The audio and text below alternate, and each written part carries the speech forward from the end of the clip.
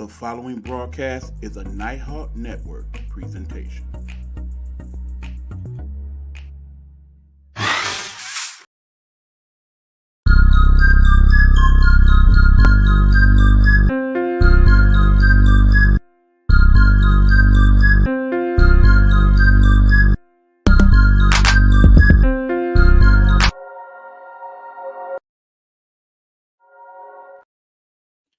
What's going on, good people? How y'all doing? Hopefully everything is going good where you are, wherever your locale may be this evening. I am your boy Eric Buckner, also known as the Nighthawk, and this is the I Am Nighthawk Podshow, where we talk about the things that I think about while most of you are sleeping. Allow me to make this quick adjustment, my friends, to my screen if possible. And once I get that done, we could do the show proper live. There we go. That's better. All right. What's happening? What's happening? Let's talk, okay? We're going to get to several subjects. We're going to try to do it within an hour's time. And then at the end of the show, I want to make a few program notes of interest. In terms of how I've been feeling, actually, I was kind of shaky earlier. Still not 100. Some concerns. Do got some doctor's appointments coming up soon, so hopefully we could work out some of what those issues are. But in the meanwhile, I'm here to discuss with y'all some of the things that's been on my mind lately.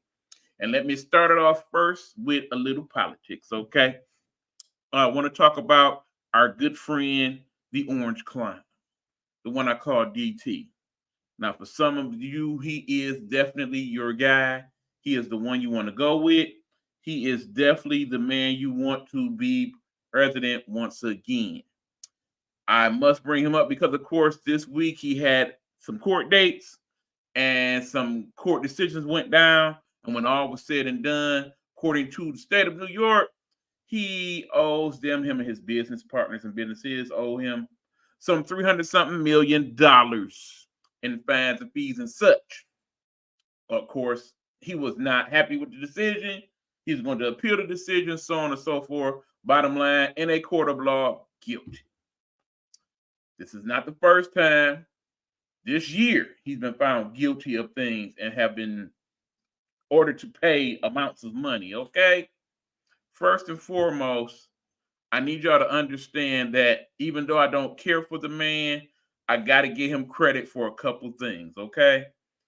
First of all, from a business decision standpoint, how he's playing this is brilliant, okay? He is basically making it to where, okay, no matter what the court case, no matter what the court decision, they out to get me, y'all. They out to get me, and you can't let it happen. This is why I need your support. They out to get me, and all this is a political game just to make it to where I'm not going to be president again. So no matter what happens, good, bad, or otherwise, please support me and help me get these folks off my back, okay? And in the process, he has accepted your campaign donations.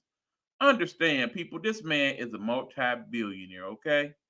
Being backed by the Republican Party, who has its own super PACs of money and so forth.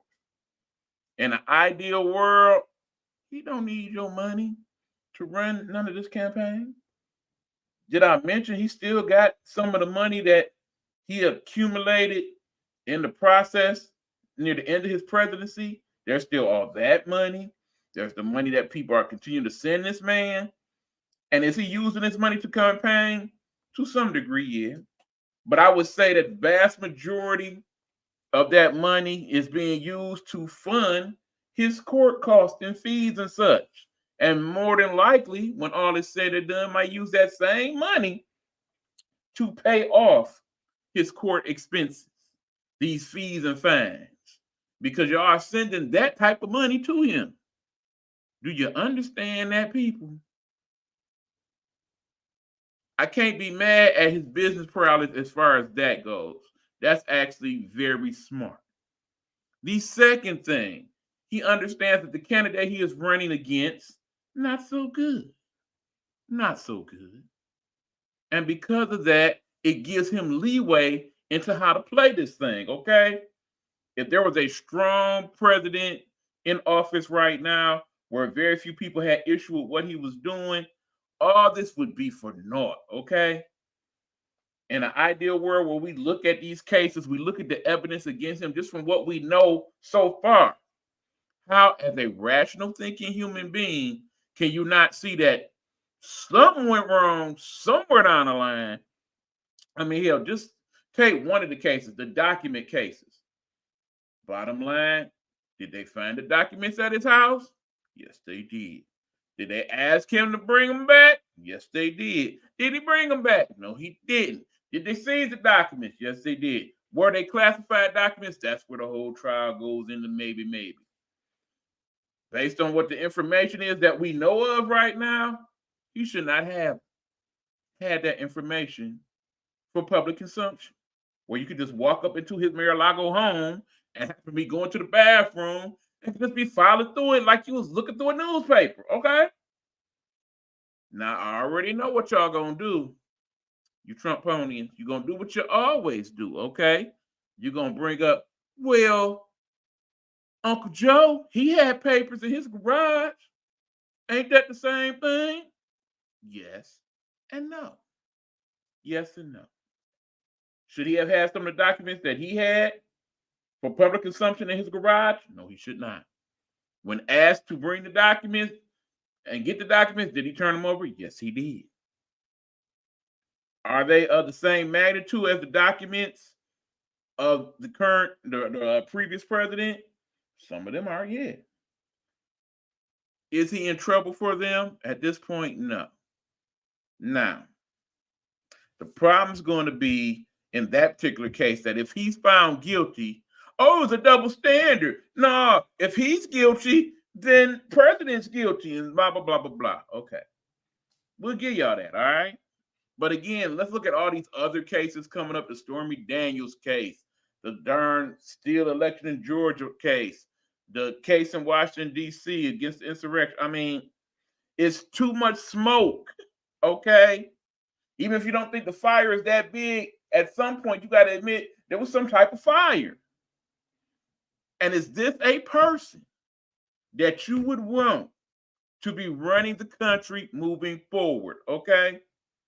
I am very thankful we are in a country where we can have this discussion honestly and openly and not feel like, okay, tomorrow I done said too much. They about to lock me up and send me somewhere. If you don't understand what that's like, ask the people of Russia with that situation they got going on right now. What's up with that? Do your research, people. Turn on CNN, Russia, Putin, so on and so forth. They'll tell you the story.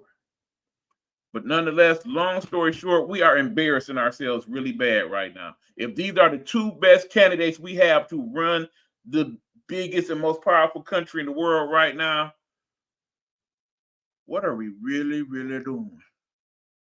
Something to think about, okay? Let me just leave that there and let it meant, we'll have plenty of time. The rest of you talk politics and all of that. Just a little something. All right, that's that. On the agenda this evening, I want to talk to you about the best show on television. We're going to have that discussion. What show is that? We'll talk about it in a minute. I also want to talk to you tonight about something that's local but has a more national flavor based on some of the research I've done and kind of discuss that, okay? I also want to have some celebrity news discussions in regards to a few individuals and have that talk, okay? So we're going to try to squeeze all that in this next 48 minutes. In the meanwhile, thank y'all for tuning in. I appreciate you. If you're watching American Idol instead, I question you. But anyway, we'll talk about that when we come back. When we talk about the best show on television. What show do I think that is? We'll talk about it when we get back.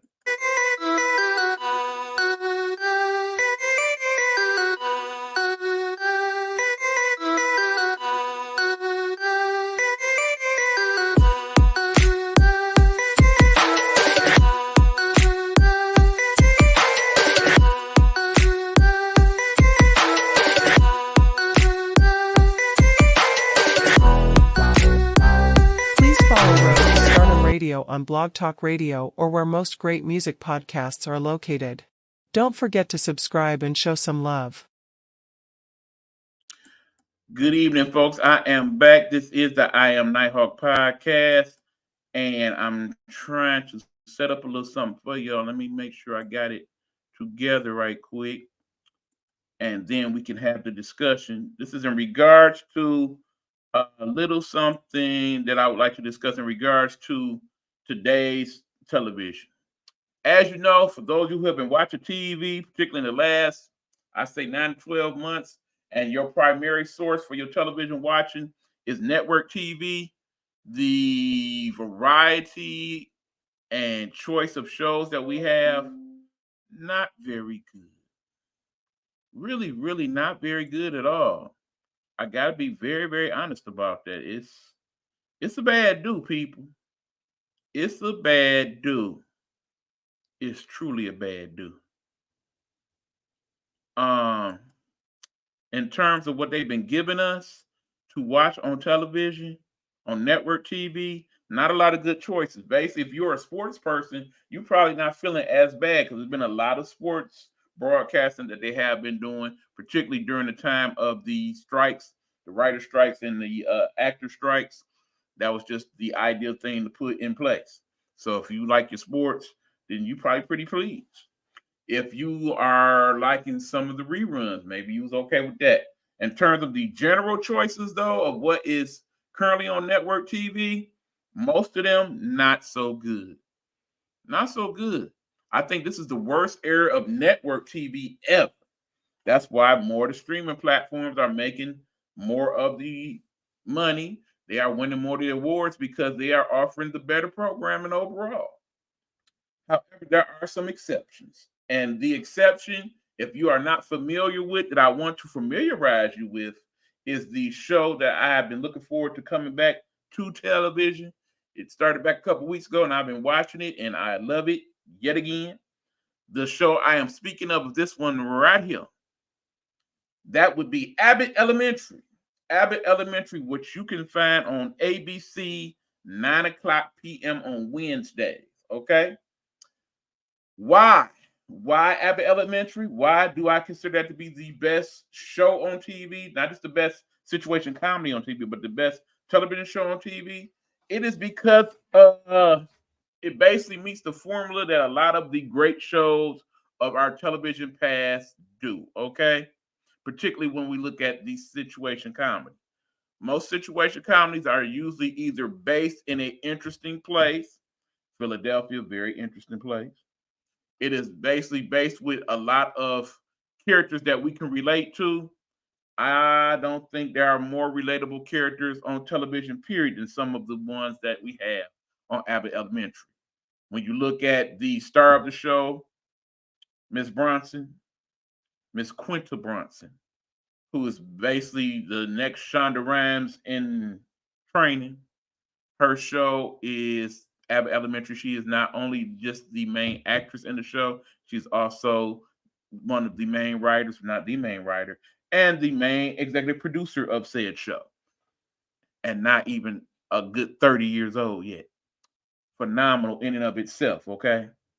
But she does a phenomenal job in that show, so much so that she did win the Emmy for Outstanding Actress in a Comedy Show, and rightfully so.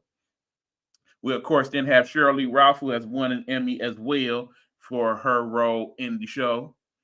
She's been doing fine work on television even since the days of Moesha and such. The Parkers, we can go on and on. Then, of course, there are some of the other co-stars on the show. Tyler James Williams, who we know as Chris. You know little Chris from Everybody Hates Chris. That guy who is the male teacher / love interest in the show. And then, of course, there is Lisa Ann Walter, a fine comedian in her own right, who is one of the teachers on the show. Of course, there is the principal, Ava Coleman, played by Janelle, who is a stand-up comic herself, and actually very funny one. And all these characters come into play in the show. They all have their own different takes and spins on whatever goes on the show, which makes it very interesting. Then, of course, it's done in a mockumentary style, which is, for those of you familiar with the show The Office, how they did that show, it is kind of done in that way, which makes it that much more interesting. All right, prior to chiming in with that, I just saw Abbott Elementary for the first time 2 weeks ago, and I loved it. And I'm so glad that you invested that time into watching that, sir. Particularly you, because I know you are a very particular person when it comes to your television and movie watching. You basically kill a lot of things that I think are either halfway decent or really like. So the fact that you like this show and you love it as I do, I'm very, very glad about that. And hopefully you have taken the time to invest in some of the previous episodes as well, so you can gain a fuller understanding of the plot itself. Because that's another great thing about any show on television, where it has a plot line that you can follow and go back to the years and it all makes sense. But at the same time, if you just watch it as a standalone on its own, it's entertaining from that. For those of you who are fans of the show, if you watch just last week's episode alone, funny stuff in that episode. Very funny stuff. But keep in mind, if you enjoyed that and only have seen that episode, go back to season 1, season 2. There are certain things that are said and done that are just laugh out loud, roll on the floor funny, okay? Something that you don't see a lot of on TV these days, all right? Now, a few things that I really like about the show is this. One, it does shed a light on the city of Philadelphia, a city much like the one that I reside in here in Detroit that does not get enough love in terms of what it is and who they represent as people. It is a blue-collar city much like ours. Ideally, if I was looking to live someplace similar to this one, that would probably be one of my first choices, Philadelphia, a place with a large urban population. That just means they got a lot of black and minorities, okay? And all that mixes into the show. But at the same time, if you are not a minority, if you are a person of non-pigmentation, if you are one of our white brothers and sisters, I'm saying, I think you will enjoy the show just as well. Yes, there are some things in the show that are kind of more African-American based, but in the same token, there are things in the show that we all people, all walks of life can relate to, because it's about school. That is the primary scene and setting for the show, which loans itself to a lot of different possible plot twists and such. I mean, just think about you as an elementary school student who went to school, basically something that most of us, the vast majority of us, can relate to, that weren't homeschooled or had some situation to where you couldn't go to school as a youngster. Think about all the things that happen in school: going to the lunchroom, playing in the gym, going on field trips, fire drills, so on and so forth. A lot of those things are covered in the show as they happen. I like how the plot chronologically goes through the school year, much like we go through the school year. So right now, in the next few weeks, there'll probably be episodes about Valentine's Day, St. Patrick's Day, spring, so on and so forth. Because, the writer, Quentin Brunson, says that she wanted to have the show follow in that way. And it's also beautiful that basically the end of the show, the end of the season, which is in May for most shows, is also pretty much the end of the school year. So it all kind of ties into that in a way, which is awesome. I like the fact that there are different types of teachers in the school. You have the older teacher. You have the teacher that was born and raised in Philly, but in a side of Philly that makes them more relatable to the students. You have the teacher that basically is from Philly, but went on to do greater things in life. I mean, when you look at the main character and the fact that she went to an Ivy League school and then came back to teach in the city where she was born. You have the positive male role model teacher. When you talk about Gregory, you have the white teacher who basically is constantly struggling with, okay, I don't want to come off the wrong way as a white teacher in a black school, but I do have a love for these kids. All right, prior to saying, best me comedy I've seen since Blackness. Excellent writing, intelligent, great characters. Absolutely, completely agree. And like I said, there are just They're set up in a way to where you can really relate, where even if you don't like all the characters in the show, there's usually like one or two that you really, really care for. And the way the plots go, it don't just necessarily concentrate on the main character. There's also the little side things that go on with the other characters that you can get into as well. Now, even with describing all of that, let me tell you the real star of this show, outside of Philly itself and some of the Philly-centric things that they've added to the show. The children. The real star of the show are the children. And understand that there are children in this show that have done other things in other shows. So you might recognize one or two of them. But the vast majority of the children that are on the show are basically just basic child aid that they have accumulated and picked up and put in a school setting. Understand that there is a school on the set. So while these kids are doing a show about school, they're actually still going to school on the set. That in and of itself is interesting. But then when you look at how they incorporate the kids into the show without necessarily making them a star in the show per se, but because they are the children, they say some of the things and do some of the things that they do, they become very much stars in the show. There are certain scenes in certain episodes, and again, I'm trying not to give too many spoilers because I really want you guys to check it out if you haven't, where the kids say some stuff and you're like, no, the Smurf, you didn't. Oh, or they do some things and it's like, wow. And then there's some of the interaction between the children and the main characters. Oh my God. Just the principal Ava Coleman alone. Some of her interactions with the children are just so outlandishly funny. Truthfully. I promise you, people, if you are a fan of a quality sitcom, I'm talking about the shows we grew up with and have got great love over the years. We talk about shows like Friends, shows like Blackish, shows like The Cosby Show, shows like Cheers, shows like Frasier, shows like Big Bang Theory, shows like 2.5 Men, all those types of shows that we grew up liking and really getting into over the years. This is that type of show. The network knows it so much so that they've already approved season 4 for the show.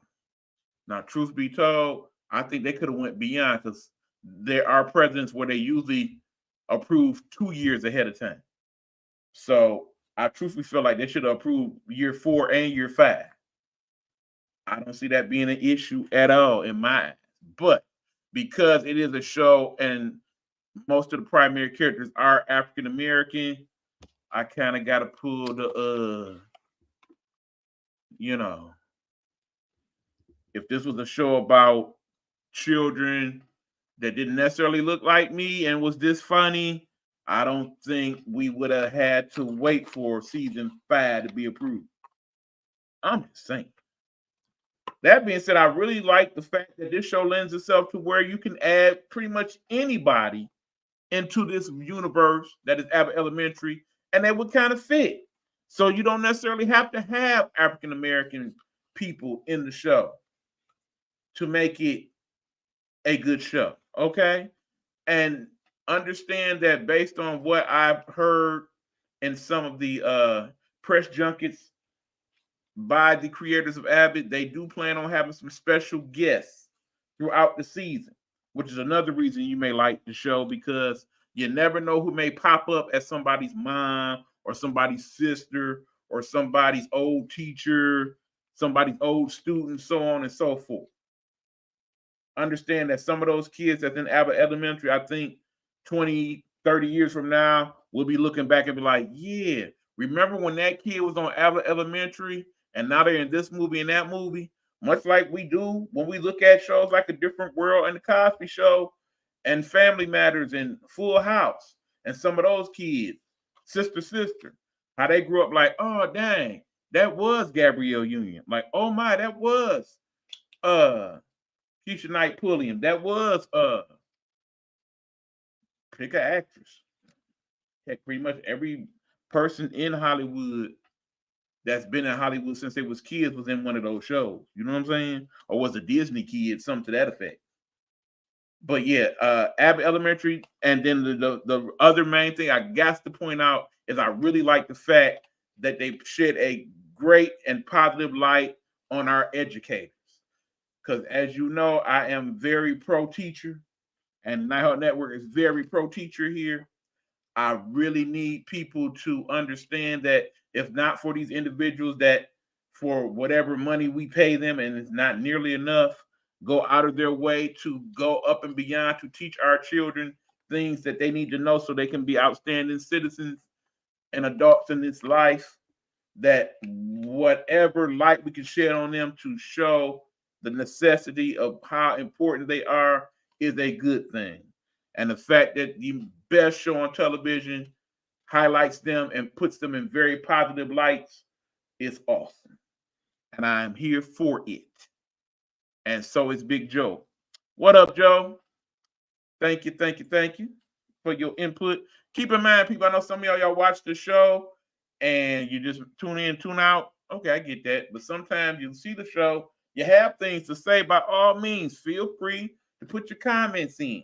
As long as they are respectful comments. And when I say respectful, that don't mean they have to be comments that I totally agree with. They can be comments I disagree with. In fact, at times I prefer, if you have those type of thoughts, that you definitely put them. There are things I'm going to discuss later on. I do believe some of y'all not going to feel the same way I do about them. So by all means, please put your comments so we can have a discussion. That's what shows like these are about. So we the people can talk to we the people and gain some understanding, people. That's what I like about it. That's why oftentimes I prefer to do them live. However, that's not going to be always the case. We'll talk about that at the end of the show. A little spoiler on that. Anyway, again, people, for those of you looking for some quality TV to watch on network TV for the price of free, I suggest to you the show, again, that is called Abbott Elementary. And for those of you that have the streaming platforms, you can presently find that, I believe, on, I know you can find it on Shure or on Hulu. You can find it on YouTube TV if you have that. They do have that as a video on demand. And of course, you can record it also. And then, of course, there's the other streaming platforms where you can DVR as well, Fubu and all that stuff. But then, of course, I do believe, I want to say they have episodes of it on Max also. So you can check it out there as well. And if you don't have access to any of them, but you can get on YouTube, you can go on YouTube and just type in Elementary and all types of clips and interviews and bits and pieces of the show you can find there and judge for yourself. And let me know what you thought of it.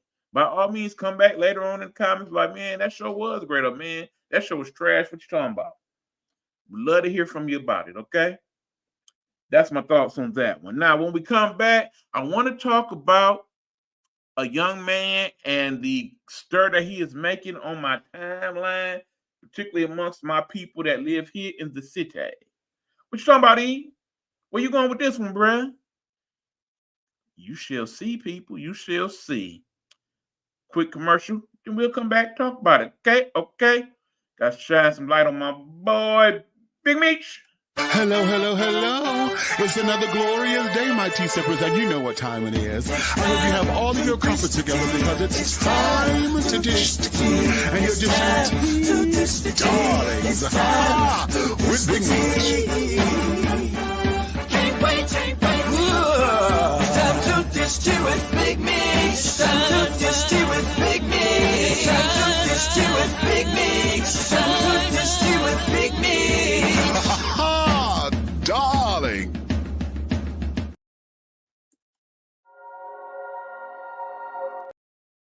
What up, y'all? We are back. I am Nighthawk Podshow. In effect, E-Buck in the building. Talking to y'all about the things I've been thinking about while many of you sleep. This next topic, we're going to talk a little thing we call food. Why are we talking about food? Because you know I'm a foodie. Y'all know I like food. Y'all know I cook food, so on and so forth. And looking at my timeline, particularly the last few days, there's one individual that has popped up quite a bit in terms of his discussions on some of the local cuisine. I want to have a talk about him if I shall. But let me get this comment in first. The Parkers, I've watched a lot lately since I don't currently have cable. It's one of the worst sitcoms I've ever seen, yet Moesha was excellent.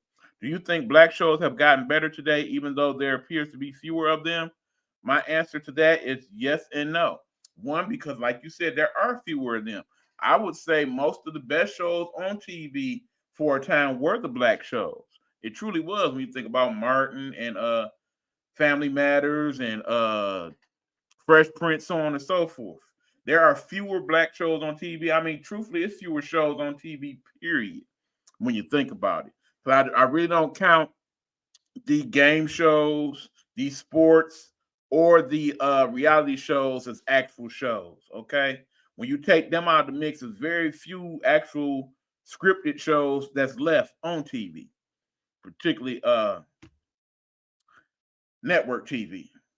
But then when you look at them and I see some of them, it pretty much boils down to what? Your typical crime dramas. Uh Cosby Show. Yeah, I do believe I said that. If I didn't, I know I mentioned it earlier, Big Joe. But just not a lot of good scripted TV out there right now. Truly not. One of the better shows involving African Americans, I think, is the Upshaws that you can find on Netflix. Now, granted, you know, if you've watched the Upshaws, why that is not on network TV and could never be on network TV in that form, okay? I enjoy the Miss Pat show. Now, a lot of people don't like Miss Pat show because Miss Pat do a lot of on the show. And they feel like the only reason why people like it is because she, boop, boop, boop. I actually like it because it's more of a realistic feel of how some families actually behave in terms of people that look like me. That's why I personally like it. But anyway, when all is said and done, I have to agree with you. Like I said, there are other good shows on TV. I enjoy Young Sheldon, for example. I like Bob Hart's Abishola. I enjoy that show. I like the Connors to a small degree. There are some decent shows on TV. It's just in terms of most of the network TV, not so much. Law and Order, I do like that one too, by the way. But anyway, next subject. This particular individual right here. His name is Rashad Mormon. But for those of you, particularly those of you that have been on my timeline, y'all know this brother as Mr. Chime Time. Mr. Chime Time. Now, for those of you who are not familiar with Mr. Chime Time, let me tell you that he is a person who was working a 9-to-5 job and decided one day I want to travel the world and check out different food places and criticize them on the internet, okay? And that is what he now does for a living. And he has primarily been based in the last few months here in my city of Detroit. Now, the thing is, he has been reviewing various spots throughout the city, okay? Many of which he's doing on the recommendation of the people that DM him and what have you. So he's checking out your typical Detroit places, particularly those who are frequented by people of color, okay? Now, that being said, he has checked out many of these places that several of us go to, particularly here on the west side of Detroit in particular. And he has given his review, and he is not liking most of them. Okay? He is basically trashing most of these places and most of their food.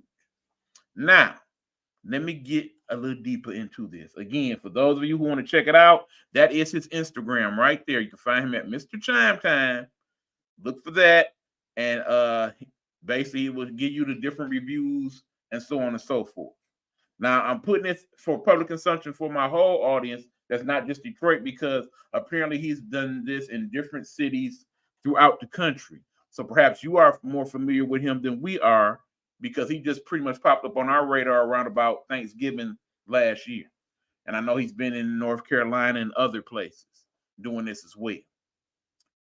Now, part of the problem I initially had with Mr. Chime Time was the fact that he was trashing a lot of these local businesses, and a lot of them, from my understanding, or at least from what I know, are owned by minority or African American peoples.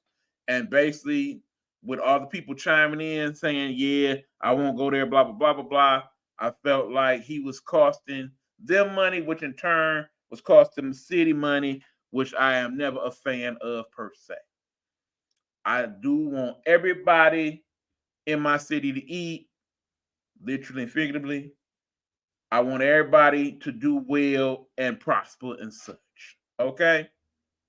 But as I actually listened to a good friend of mine, you know who you are, and said, no, you got to actually listen and look at the reviews for yourself to see what he's talking about. So I did that. And when you understand that, yeah, he is talking about these places and advertising them, letting you know where they were and where he went, he is not looking to automatically trash them per se. He is basically hoping for the best, but it's getting the worse, okay? And in the end, your food represents what you got going. So when he is on his page and doing his review, he's literally showing you the receipts. Like, okay, this is what I got from this place. This is what it looked like. Let me taste it. Now, granted, yeah, he throw a little extra dramatic on it and stuff sometimes. All right. If you just don't like him from a personality standpoint, ain't too much I can say on that. But in terms of his opinions of the food, he's giving you his honest assessment of what it tastes like, what's wrong with it, what have you. I mean, it's very similar to if you watch the show Diners, Drive-Ins, and Dives, and Guy Fieri comes on there and does the show and shows you what they got cooking, and he basically lets you know what he liked in terms of the flavor and all of that. It's pretty much that, just on a more smaller scale. Okay. Now, understand, good people. Y'all see that 584,000 followers, okay? Although you do question the fact that he's only following 84 in return. Don't know about that one. I smirched with Chime Time. I saw him on the news last week and he presented himself very well. And I watched a few of his reviews and felt he gave constructive criticism and was entertainment and informative. 2 thumbs up. I'm not surprised, Pride, that you like him. He kind of fits the mold of the type of person I think you would smurf with to that degree. Keep in mind, it's not that I don't like him. Let me say that for public consumption. I'm not saying that at all. I respect the hell out of what he's doing. I respect the hell out of how he's doing it. It's just unfortunate the results of what he is doing and what it is. Now, understand, part of me taking up for previous establishments that he has reviewed that I've worked at, okay? I do know that some of the food that he got from a few of those places is not indicative of what they serve on a regular basis. And I think some of the people in the comments have said as much. However, the vast majority of the comments that you see in the timeline pretty much agrees with his assessment of a lot of these places. It's got to be said. Now, understand, I have not worked at these types of establishments in several years now. I will say that based on some of the food that was put out there that was on his various opinions, those were not the type of things that we sent out, okay? Or at least not tried to. And then I also understand that some of these establishments, they have struggled mightily since the pandemic with getting quality employees, with getting people to come to work on a regular basis, understanding that when they got that unemployment money, how that looked a lot different than the money that they actually make when they work at these places. It's a variety of other smaller reasons that I really don't want to get into at the moment, but they are there. I mean, we definitely gonna have to talk about it later on down the line in terms of restaurant life and why I think some of these situations occur the way they do. But long story short, if you don't want Mr. Chime Time to give you a bad review, you probably should make sure that whenever you send out any carry out, that it looks like something similar to what you're serving on the inside. That's part of the problem. And I know that from various restaurants that some places simply will say, okay, what's this here? No, don't get that to the customer that's sitting there. Get that to the people out. understand that because food cost is what it is, there are restaurants that simply say, okay, we don't have no food to waste, no matter what it look like, no matter if it's substandard to what we serve. We need to do our best to try to utilize it so that helps the bottom line. Is this a good way to do business? Of course it's not, but it's the way they do it. Remember, most people in America have been taught the idea is to make as much money as possible using the fewest resources possible. And a lot of these restaurants, that's pretty much what they are in the business of doing. Now, like I said, I agreed with several of the reviews that I saw from Mr. Chinatown after I sat down and actually watched it. Because some of the places he went, those were some of my very similar experiences that I had. Some of the more popular places in Detroit. And I'm not really gonna name places because even on my timelines, people was naming specifically places and locations. Suddenly I go back later on and those comments were deleted and reported and whatnot. Because there are people out there who work at such places and they feel like, no, don't be dog walking the place. I gotta go and work so that it closed down. I have no place to work. I'm telling. And I do believe that's what they did. If that's the case, that's wrong, okay? I would say you are the same people that would want whatever you post that you feel like is your honest opinion or an honest opinion to stand on its own and be left up and not smurfed with for that reason. You should not want anybody to do that to your page. You shouldn't do it to other people's page. Now, if they are basically defamatory to a great degree, that's another story. If you're saying these mother smurfers, blah, blah, blah, blah, blah, blah, blah, blah, blah, and it goes against the whole ethics and codes of the metaverse and whatnot, okay, I get that. But if you're just honestly saying, yeah, I agree, Mr. Time, or yeah, my food was like that too, that should not be something that you should be going back to report, okay? And let me make it very abundantly clear for any of my previous employers who happen to be watching this because I have mentioned time, and some of the reviews. A, did not mention you by name. Understand, people will do their cross reference and put 1 + 1 and no 2. People know where I used to work, okay? But 2, I'm not dog walking any of your current practices and whatnot. I will say for the record, though, I know it's not the same as when I was there. Not to say that when I was there at any of your establishments, it was perfect by any means, because it was not. Nor was I the reason why anything was perfect. It was not. But I will say, in defense of myself and the employees that worked during the time in which I did there, some of that stuff that went out on a couple of those episodes of Chime Time, not on our watch. No, sir. No. Couldn't do it. Have we sent out bad food before? Of course we did. Of course they do.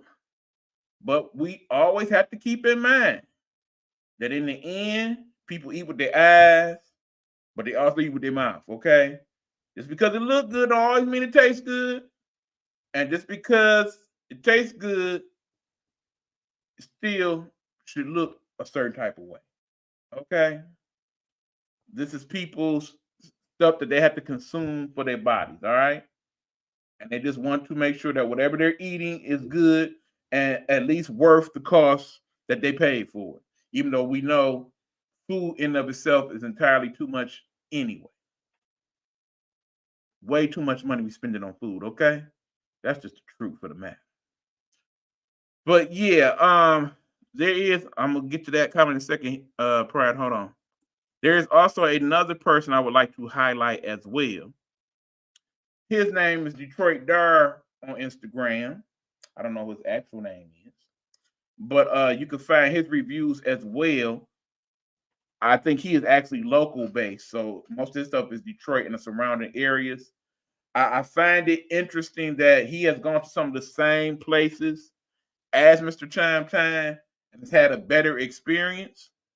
I do believe it's for 2 reasons. One, because he lets the establishments ahead of time know he is coming. And 2, because most of the stuff he gets is usually from where he has dined in and they have brought it out to the table and so on and so forth, as opposed to Mr. Chime Time, who has primarily gotten food from the takeout. I think friend that if you want to put a good light on Detroit business, because I think to some degree that is what he is saying he is trying to do, then you want to let them put their best foot forward. Should you warn them ahead of time that you're coming?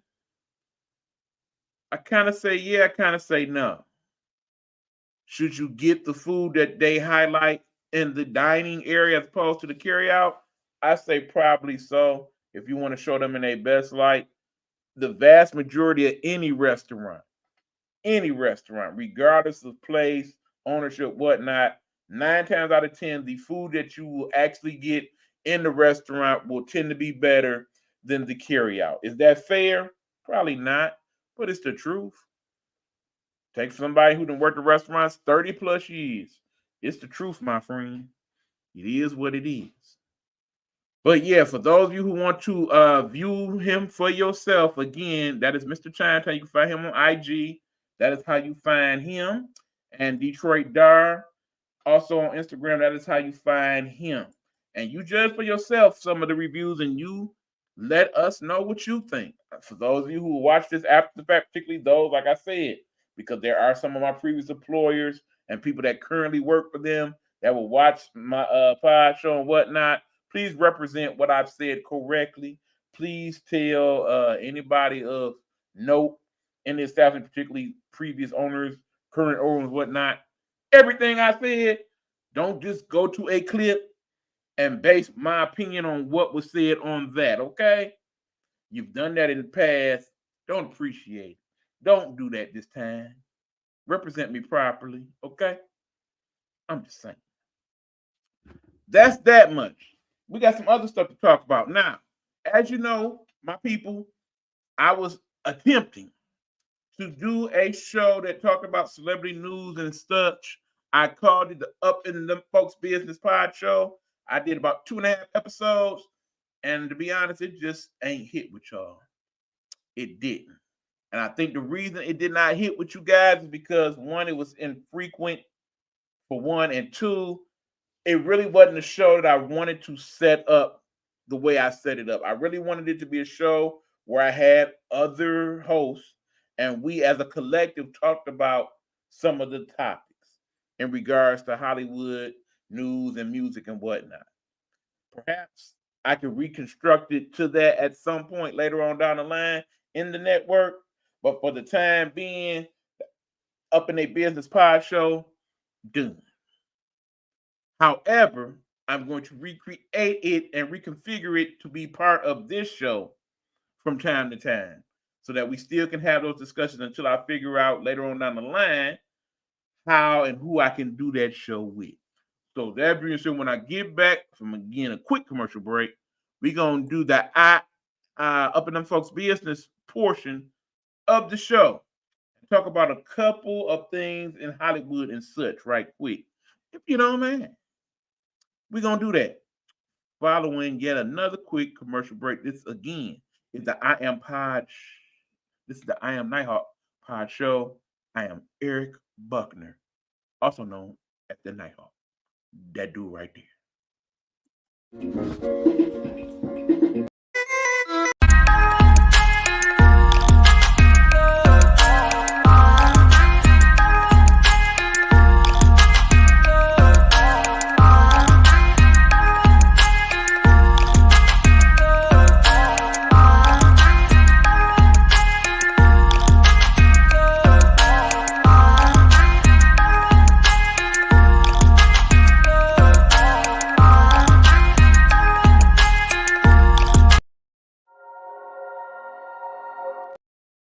All right, y'all, back to the show.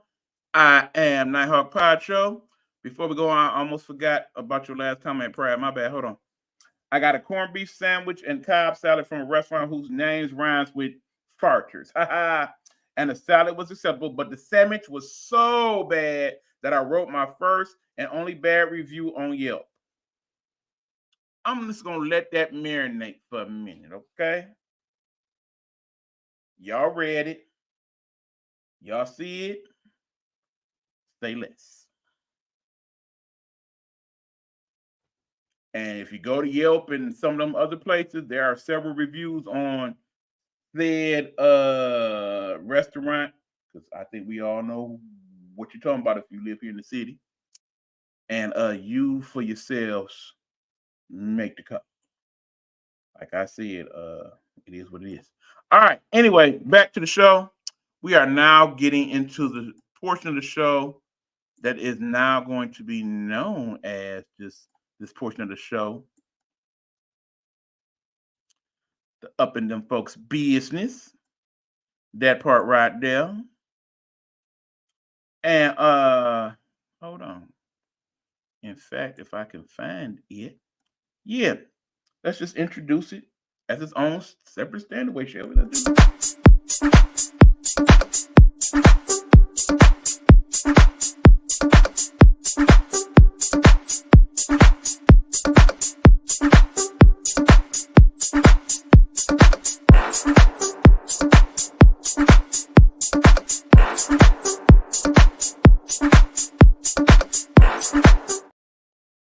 All right. One more comment. Hold on, y'all. My grandparents used to own a restaurant ice cream parlor when I was a kid, and weeks before opening, a group of us tasted many items and had our input into certain things, such as what brand of hot fudge, what kind of coney dog chili, what hot dogs, etc. were going to be served, and they didn't try to cut costs and selected what they felt was of the highest quality. I always respected them. May they rest in peace. Thank you for honoring your people in that way. Like I said, at some point later on down the line, I do want to talk about good and bad in terms of restaurants. I do feel like, as a person who has worked at several of these establishments over the last 38 plus years of my life, I can consider myself a bit of an expert as to what's good and what's bad and how things should be run and whatnot. I think I could speak on that well enough to have somewhat of an expert opinion. So yeah, I'm gonna go there. We'll do that soon. We will.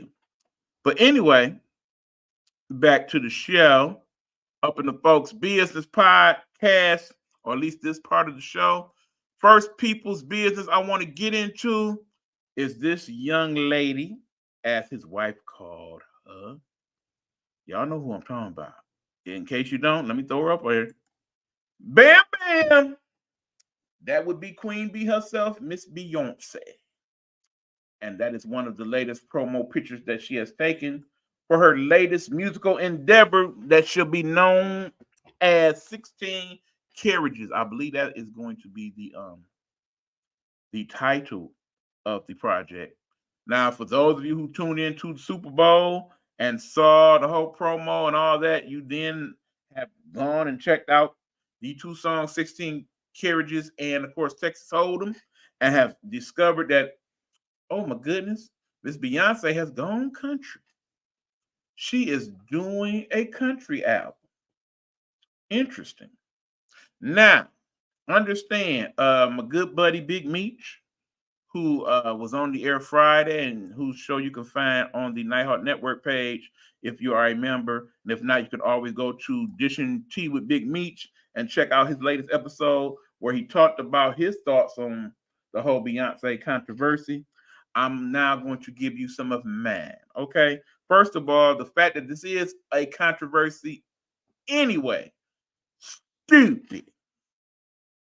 Understand? I try not to use that word too much. Calling somebody stupid and dumb is a different connotation than what it was when I was growing up as a kid. It's not seen as a good thing per se, but that's the best way I can describe it. It's stupid, okay? Understand, Beyonce, on the one hand, is a talented recording artist. She is also a great entertainer, and most importantly, she is a businesswoman. And she is constantly looking to do things that is going to affect the bottom line of her business, much like her husband, Mr. Sean Carter. And based upon this decision to come out with a country album and to embrace the country genre of music is brilliant. Let me cite some things. First of all, for example, the show that's probably the most watched show on television at this very moment in time, in real time, is probably the show that's playing in the background over here on my left. That would be American Idol, okay? American Idol has been on television for the better part of 20 years now. In the ideal world, suck. I'm gonna be honest. The stories in the first few weeks, all cutesy, the tears, yeah, I get it. Same with the voice, same with the other show that AGT would have. But the reason why these shows still are on TV is because the vast majority of the people that tend to do well on those shows and the songs and the type of musicians they are come from the genre known as country music. Okay. If you go back and look at all the winners of The Voice and American Idol, the majority of them are either A, country artists, B, Southern background. Okay. Country artists, Southern background. First and foremost. You with me so far? Follow me now. Follow me. The two biggest American artists right now in the country, I think we all can arguably say, not name Usher, man. A whole nother story with him in. Beyonce, Taylor Swift. Beyonce, Taylor Swift. Okay. As we know, Taylor Swift started out as a musician doing country music, who then switched over to popular music. Did that work out for her? I think we know the answer to that is hell yeah. Beyonce is an artist who did pop music, but of course comes from where? Houston, Texas, roundabouts, okay? Houston, Texas, is that not deep down south? Yes, it is. So if you are a person from Texas or know people from Texas, you should know that in most of the large metropolitan, hell, most parts of Texas, period, the 2 or 3 types of music you will tend to hear: R&B, hip hop, country, and not in that order. Not in that order at all. It's truthfully country, then hip hop, then R&B. For real, for real. Okay. Remember, the most streamed artists may be people like Drake, or people like SZA, what have you. But the most streamed genre of music on pretty much every platform that has it is country. Do your research. Plan a plan. Okay? It's a reason why most of the American Idol winners are country artists. It's a reason why most of the voice artists are country artists. It's a reason why when you look at the various shows that basically celebrate the award ceremonies, one of the biggest shows that usually do the better ratings is the Country Music Awards. It is true. It is true. Now, for those of you who are basically saying why Beyonce got to be involved in country, particularly sending that out to the one individual, former Deuce Has to Start to Be Named Nameless, who basically felt like, okay, it's just like a dog that has to pee on every tree. Yeah, that means that particular statement he decided to play. Yeah, y'all know what this means when we bring these out on the show. He didn't play the cards, okay? He went there. But like I said, this is a country that is predominantly Anglo-Saxon, people with non-pigmentation, in other words, white, Caucasian, whatever you prefer. The majority of the people that live here are that, okay? The majority of the music that is listened to by the majority of the people in this country is country western music. It is. Would it not, from a business standpoint, make total and complete sense to say to yourself, I'm doing pretty good in these lanes. I wonder how I could make out in this lane, particularly when there's so much money to be had in this lane. I'm a person with particular means and person with a large fan following. Don't get much larger than the Beehive. Why not take a crack at it? It makes sense. It worked out good on my first project when I started to go with all dance music. Why not try out the country genre and see where I can get with it? understand now, based on what we've seen already, the comments of her husband and where he went in terms of her not getting artist, the album of the year, despite winning all the Grammys. Do you not start to see now that might have actually been a play all along? That was him setting up for this year? If that was the case, then you understand why Jay-Z is a billionaire now. And he has helped to create two other billionaires.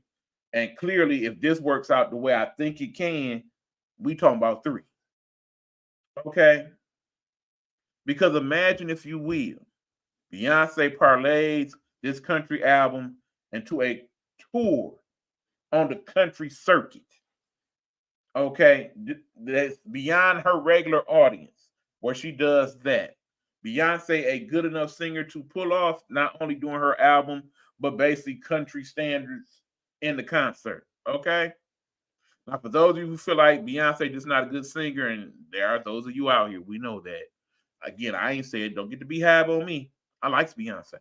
I smirks with it. But for those of you who feel like she ain't a good singer anyway, it don't matter. Now, let me let y'all in on a little secret. Secretly, over the last several years, I have plotted on possibly making some type of album, as in an actual singing album. One more day, one more day. I can sing a little bit. For those of you who know, a little bit. I get a few notes. I ain't no worse than some of these other folks out here with the auto tunes and all that. I know that for a fact. If you've been to karaoke with me, then you know I can do a little something.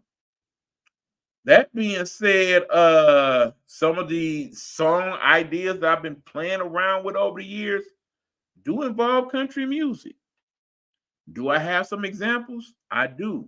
Can you hear them right now? No.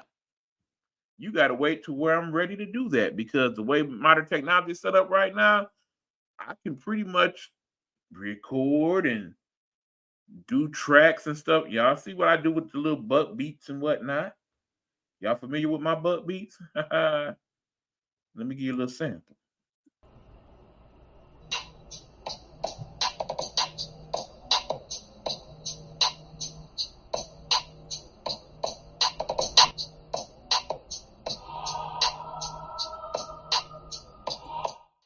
I don't know how loud that was that played, but nonetheless, yeah, that was me that created that. You take your little bites and bucks and beats and hook them all up. I know how to smurf with that a little bit, and I'm learning more about the technology every day. Not to mention, I'm trying to get back into my piano lessons, so that hopefully, if I can find the proper time to do that, sometime this year I could kind of work out some of it on the piano. I mean, I'm thinking about doing anything from some actual country songs to R&B, little jazz, little instrumental. I got a lot of little irons in that fire. Who knows? Like I said, for those of you who know me, y'all know I have several different interests, period. Anywhere from art to music to science. It just ain't enough hours in a day to really get into it all. But anyway, Beyonce is a Renaissance woman in that regard, I do believe. I mean, if you've gotten to know her over the years, understand that that's hard to do because she does not do a lot of interviews and whatnot. You know, she is a learned person. She is a person that's read a little bit, who dabbles in fashion, in business, in art, so on and so forth. So why not test your talents a little more? Keep in mind, she's been in the music industry since she was a teenager. After 20 plus years, you may have said to yourself, okay, I'm good with all of what I've done, but what can I do to challenge myself? What can I do to try and see to what degree I can make that work? If country was her answer, so be it. Now, understand it's supposed to be a 3-part project, her and this music diversion from her normal stuff. And they're saying that in her 3rd act that she'll be doing probably sometime later next year, she may come up with a rock and roll album. Now, again, to talk to some of you who say, okay, Beyonce, stay in your lane. You shouldn't be doing all that. Why not? Other artists have done it and succeeded. I've already mentioned Taylor Swift. Let's talk about Mariah Carey, for instance. who basically went from kind of a more top 40 pop music to a kind of a more R&B hip hop type vibe over the years. Let's talk about let's talk about Dolly Parton, who just came out with a rock and roll style album. Let's talk about the great Aretha Franklin, the R&B soul singer who actually to this day has the most highest sold gospel album of all time. This is not nothing new, okay? Not at all. You have your people like Elvis that has done different types of music. You have people like just pick one. It's several examples. Okay. Them are just a few. Why not? I would actually like to see more artists delve into different genres of music. I think they'd be good at it. You know who else I think would have a wonderful country album if she chose to do so? Adele. If you listen to some of her previous songs on 18 and 21 and 25, some of those songs do loan themselves to a country vibe. They really do. I mean, just think about her first major hit, Chasing Papers. Not Chasing Papers. Did I give up? You know the song. I'm not even attempting to try to sound like Adele. That's just not it. Okay. I think Sade could come up with a decent country album. I just want Sade to come up with any album. I miss you, boo. I know music ain't quite how you would want it to be to where you feel comfortable doing it on a regular basis like some of the other artists. But, there's been rumors of you doing this one last album for years now. And I'm hoping the pandemic didn't spook you out of doing it. I'm hoping that there's still enough of you left in you to say, okay, I want to do this one last album and one last tour. I promise you I will try my best to find a way to make it to that concert if you do. Love me some Sade. Love her. Hey, rumor has it, speaking of up in them folks' business, that Snoop Dogg has been looking for Sade because he wants to do a collaboration with her. A Snoop Dogg Sade song? Intriguing. But no, I say next month when Beyonce's album come out, let's give it a shot. Let's see what it sounds like. Now, the 16 character song, not so much for me, but I definitely like the Texas Hold'em song. And I'm not the only one. I do believe it's one of the top 2 or 3 songs right now on iTunes. It's actually in the top 40, I do believe. Sade is a nominee for the Rock and Roll Hall of Fame, and rightfully so, and should have been in the Hall of Fame. Pride, no doubt in my mind. Should definitely have been in the Rock and Roll Hall of Fame. It's a few candidates in this year's class that should have been in the Rock and Roll Hall of Fame. I had to break you got the list right there. Feel free to name some of them yourself as we talking. Because some of them, it's like, they not in yet? What the hell? I really didn't understand. Sade is definitely one of them people. Love Sade. Anyway, who else business would I like to get into right quick? Also, and keep in mind, we done went way over an hour already. My bad, y'all. I am enjoying myself. All right, I'm going to try to shorten it up. So I'm just going to get into one more person's business because it lends itself to other folks' business anyway. Let's get into this controversy here. That, again, should not be a controversy. Who am I talking about this time? Let me find it. This right here. All right. Those of you who watch the most watched television show of all time, that was last week's Super Bowl. You, of course, probably during the halftime show saw this scene where Usher performed with Alicia Keys and they had that embrace, okay? That embrace right there. Take a very good look at it before I move it off the screen. All right? Now, several people on social media and the various platforms, Breakfast Club and Club Shay Shay and The Talk and Sherry, so on and so forth. Everybody weighed in on what they felt that was about, okay? Feeling like either they were just performing, man, wasn't nothing to it, or that, ooh, Usher, you so nasty. Why you all up on Swiss Beats' wife like that? Good people. These two people are entertainers, first and foremost. Okay. We done talked about Usher's residency since it started and how all the people that came out to the residency and he done came to the audience and sang to them and sat on their lap and rubbed on them. Yeah. He broke up Keke Palmer's situation. No, he didn't. If that's all he took to break it up, that boy was already broke, okay? First of all.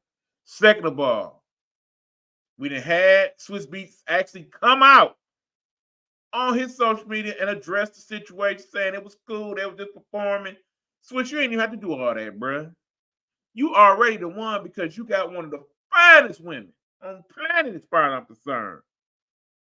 On your arm, in your life, with her child, etc., etc. You a lucky man. You a lucky man. I ain't mad at you. Understand, people, we have learned since that time that Usher actually got married that same day to somebody. He don't have no problem with what went on stage with her, at least not publicly. And if she do privately, she shouldn't. All that was what that was, okay? Now, if we find out later on that after all this, later on, Usher and Alicia was somewhere celebrating his honeymoon themselves, that's a whole nother story. But in terms of what we see here, take it for what it's worth. Not to mention the fact, have y'all seen the video to my boo from years ago? Very similar stuff went on in the video, okay? Rumor has it that at one point in time, those two actually dated in real life. So they actually cool like that. So for all we know, Usher may have seen her and embraced her with no clothes on. I don't know. I'm just saying. Allegedly. Let me throw that in there. Allegedly. And I don't have no problem with it, okay? They were just performing. Now, a couple other little small items to address before we head out. One, it was said that one Justin Bieber, the Biebs, was asked to perform with Usher and he turned it down. Some people feel some type of way about that. You should not. If you know what's been going on with Justin Bieber, you know he ain't been quite himself these last couple years. He done had the health issues. He done had the issues with mental health and what have you. Remember, he canceled his concert midway through the concert season because of some of these issues. He has done some small performances in recent times, but I just don't think it hit him the same, you know? I think based on all the things he went through in terms of being an artist, being that guy, because remember, once upon a time, it wasn't Taylor Swift, it wasn't Drake, it wasn't Usher, it was Justin Bieber that was pretty much the biggest artist in the world at the time. I don't think he wants that for himself anymore. I'm not going to go as far as to say that he is not going to perform ever, but I'm really not bad that he chose not to do so. Respect his choice, man. Most people don't know that country western music is truly black music. Most people don't know, Pride, that pretty much every genre of music ever created derived from African music. Let's be honest on that. And was created by black slaves and newly freed slaves alike in the South. Not to mention instruments like the banjo and that little thing, I don't even know the name of it. Those were created by black people of slavery and such. And newly freed slaves alike in the South, and eventually morphed into both gospel music and the blues, along with other things. I wish Beyonce well, but I think it is apparent that this is an obvious cash grab. Yes, Pride. Yes, it is. It's a business move and a smart one, a very smart one. And how deep into real country music her project will be shall be seen and heard. Like I said, I honestly feel it is exactly that. In the end, go back to that album of Jay-Z where he said, what's better than one billionaire? Two. And I do believe that's what collectively they are working on as a collective, making her a billionaire in and of herself alongside of Jay-Z. And this is a very good way to do so. This is the cash cow. Because to be honest, I know they're saying the whole rock thing is probably the next move she's going to. I say you should not do rock as your third project. I say, Beyonce, you should do a gospel album. And we already know what that would sound like. We seen the movie, oh Lord, I can't remember the name of the movie. But you know the movie where Beyonce was the girl that was first going to church, but then started singing in the club.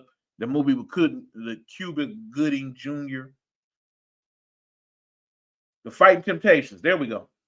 The Fighting Temptations, that movie. She did some gospel singing in that, and it sounded very good. I was her. That would be my next move after the country album. Do a gospel album. Why not? The Beehive pretty much gonna support you regardless. If you did a rap album next, they would support it. Ain't no doubt in my mind. It would sell. It would do millions of streams. You have it like that. There are not many artists that do. You are one of the few that does, okay? And anybody else that's thinking about doing something similar to that, I ain't mad at it. Well, I'm sitting here looking at Katy Perry, who's basically saying this is her last year of American Idol. She wants to go back to performing and whatnot. I can see her doing a country album just as easily. And if she does that, guess what? She's not going to get this type of feedback and blowback. Why is that? Y'all know why that is. Sometimes it just is what it is. As much as I hate to admit it. But sometimes it's just about that, and it shouldn't be. If you have the talent, if you have the ability, if you have the vision to do it, if you can make it work, go with it. I ain't mad at you. But I promise you, I love me some Adele. Adele come to the country album, I will be downloading and streaming and listening to it. For real, for real. Because I smirks with her like that. Okay. Last person I want to throw in the mix before we head out. There is a young man named Chris Brown. Okay, first of all, you know, Usher has had several songs with various artists. One of those songs that he has is with Chris Brown. Now, we don't know if he was asked to do a song with Usher, or Usher wanted him to do it and it wasn't allowed, what have you. When you think about who could put on a good Super Bowl halftime show, let's be honest.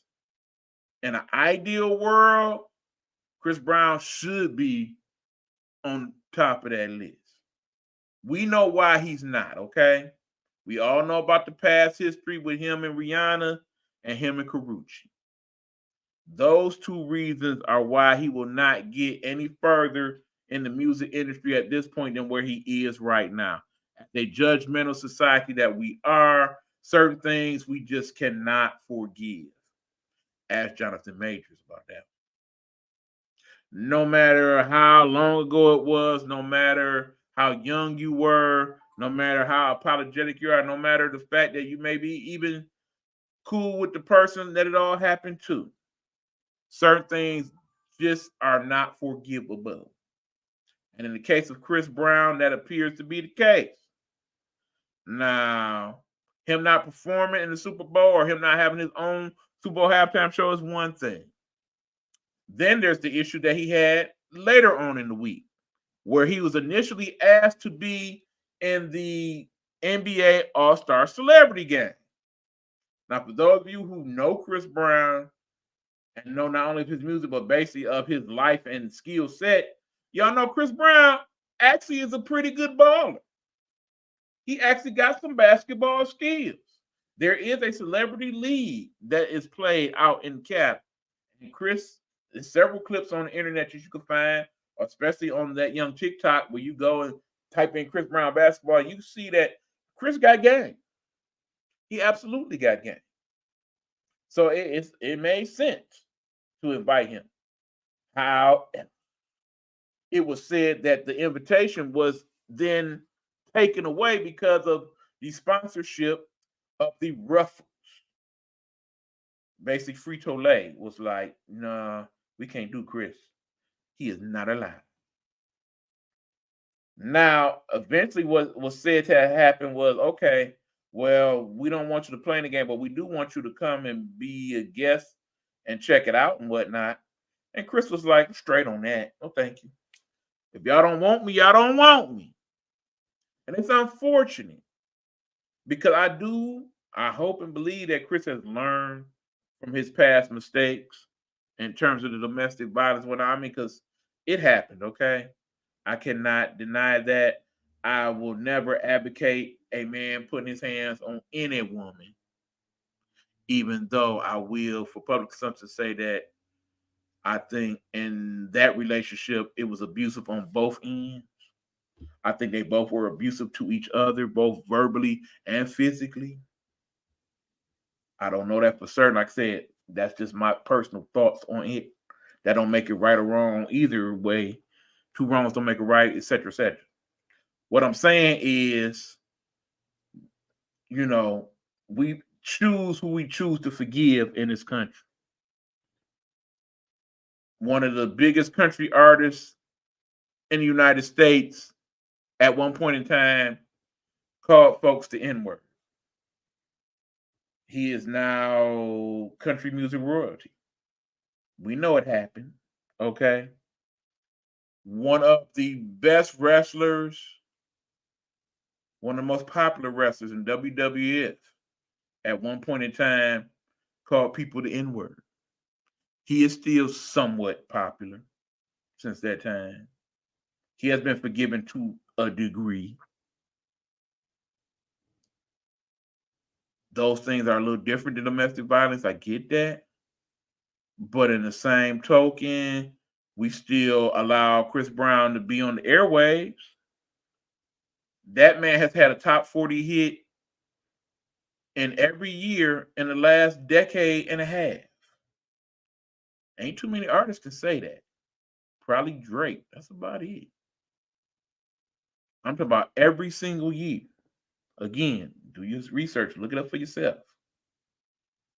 In the ideal world, me personally, I would love to see him do the halftime show. I think he would definitely do a great job because, of course, he's not only a decent singer, he is a good entertainer as well. If you've seen some of his videos and concerts and such. But the fact that they wouldn't even let him play basketball, something he's actually good at, that they actually said it was cool, then they took it away, that's a bad do. That's bad public relations right there, my friends. I didn't particularly care for that move. I think they did that boy wrong.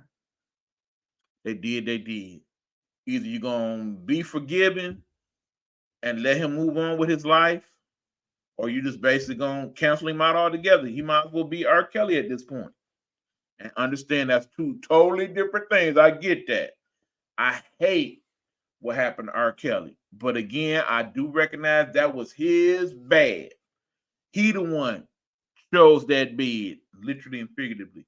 And now he has to lay in it for the rest of his life. Because there shouldn't even be no arguments of who is the king of R&B. Because bottom line, if he hadn't done what he done and he was still out here in these streets, the answer would be R. Kelly. Flat out. Wouldn't be Chris Brown, wouldn't be Usher. Sure as hell wouldn't be Jacquees. Jacquees, please stop, bro. Please stop. Hell, Bobby Brown more the king of R&B than you ever will be, Jacquees. For real, for real. And I'm talking about Bobby Brown right now. At this moment. Big belly Bobby Brown is more king of R&B than you are, sir. For real, for real. Anyway, then my thoughts on all of that. This has been the I Am Nighthawk podcast. That was the portion of the show that I am calling the Up in Their Business podcast. We done got enough people's business. We done talked about enough stuff. Now the programming notes before we go. I know we are used to setting up for certain times and dates here on the network for the shows. Usually you get I Am Nighthawk podcast on Tuesday. You usually get the Big Bus Sports Report on Wednesday. And you also usually get the Guru's football session as part of that show. It ain't gonna go on like that no more. Reason being is because, as I mentioned earlier in the show, I have other things that I kind of want to spend more time getting to do and know and whatnot. And it's hard to do that in the way that I had the network set up. Not to mention, I want to take more advantage of the times in which I'm free to really create and talk and do. In other words, as the person who is the Nighthawk, in an ideal world, the best time for me to create and produce and cut and splice and whatnot is at night while many of y'all sleep, because usually at that point I'm wide awake, even more so than I am during the day, sadly. So I kind of want to work on the network more on that. So yes, you will still get these type of shows where we are discussing live, but also now you will probably get more shows where they are pre-recorded, or part of the show at least is pre-recorded, and I just kind of chime in the comments, or maybe we both watch together as the show goes on, and we'll do it that way. And in terms of the actual day and times, I think those will vary more as we basically get into the spring and the summer and the fall and some of my other activities and what have you, of which I will talk about. For those of you who have said, okay, it seems to me the one show that you really should be doing, you have not really done yet.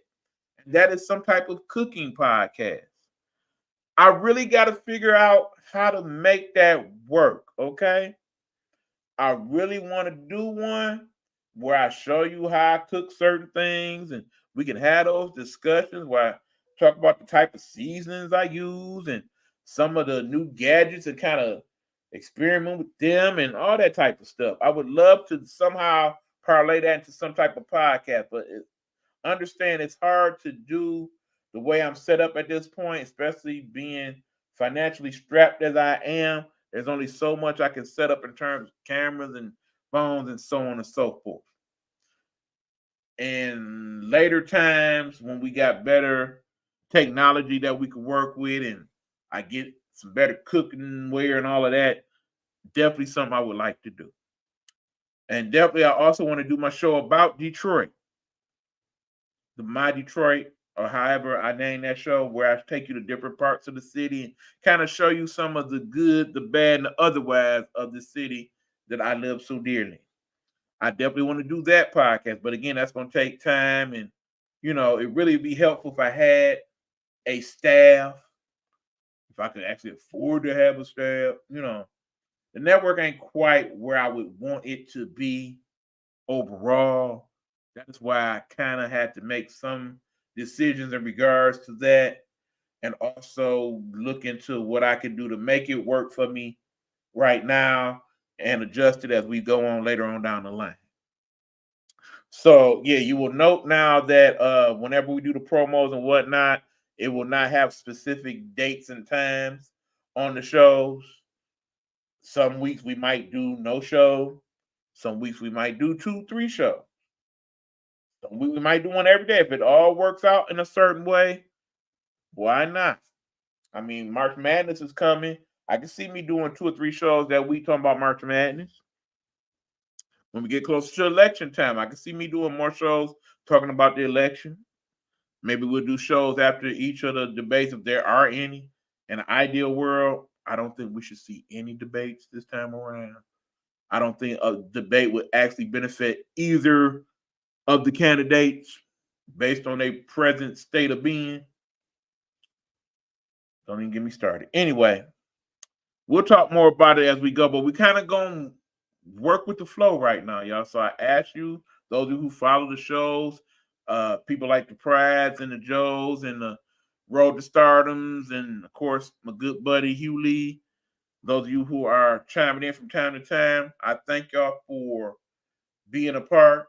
I thank you to my new people that have come to know the show, and hopefully you are going back and checking out past episodes of the show to get a better feel for it. You can do that, by the way, by checking me out on... Did I set it up? I did not. Yes, I did. You can find it right here on YouTube at Eric Buckner, Nighthawk Network Detroit. Make sure you like and subscribe. You go to the various videos and the lives. They'll show all the previous shows and episodes. You can check them out for yourselves and feel free to leave comments. I oftentimes go back through the comments to see what I missed so I can comment on them. So anyway, good people, I will bid you adieu and call it a night and catch up with you next time around on the air. As always, be stressed. No, don't stress. Be blessed. When in doubt, say your prayers and let the Lord do the rest. And I shall do the same, okay? I do believe I have an outro for this show. I do, and we should play it, and I'm out. This has been the I Am Nighthawk Podcast.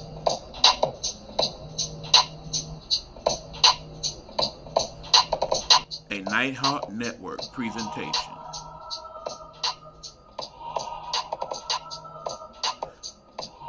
Nighthawk Network, our voices for our people.